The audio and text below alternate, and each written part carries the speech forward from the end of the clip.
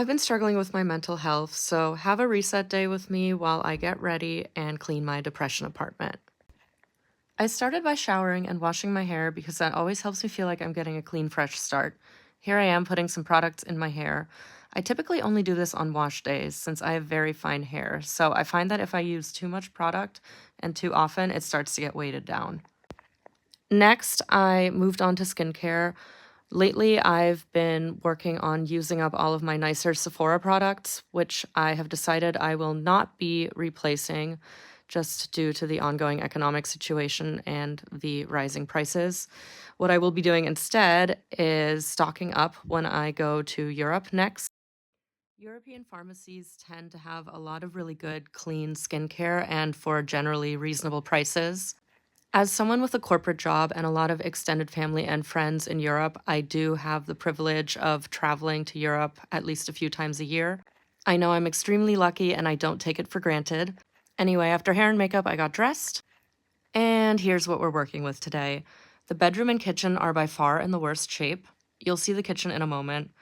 I am someone who thrives on a routine, so when that gets thrown off, it can leave me feeling out of sorts to the point where my environment starts to devolve. Suffice it to say, that's been the case for me over the last few days. So, in order to motivate myself to tackle all of this, I went ahead and put my headphones on, just like our girl Addison Rae, and then I was ready to go.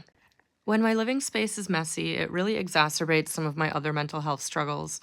I find it nearly impossible to focus if everything around me isn't perfect. That's a separate issue, and I do have a psychological screening coming up with a licensed professional, and I'm working to get to the bottom of it. I'm actually super excited for it because there are certain things I've struggled with for as long as I can remember and have always felt ashamed of. Quick cat break before I moved on to the kitchen. This is my son, Gary. He's the sweetest little angel baby ever. I love him so much. Anyway, the fact that I'm tackling my mental health head on is a really big deal for me. I actually hit a breaking point in my teens where I tried to open up to my parents about what I thought was going on, even though it terrified me. I just couldn't take it anymore, to be honest. They didn't really do anything and basically just told me that I couldn't diagnose myself. And that was the end of that. To be honest, it still hurts to think about. I was having a major mental health crisis and my cry for help went unanswered. I had to just figure things out on my own, and it's been incredibly lonely. Still, it's been very healing to think about how, even though I didn't get the things I needed when I was younger, I can now give those things to myself. Anyway, I'm glad I got it all done, and this honestly made it a lot easier and more fun to do. Now I'm just gonna take a well deserved break with my son.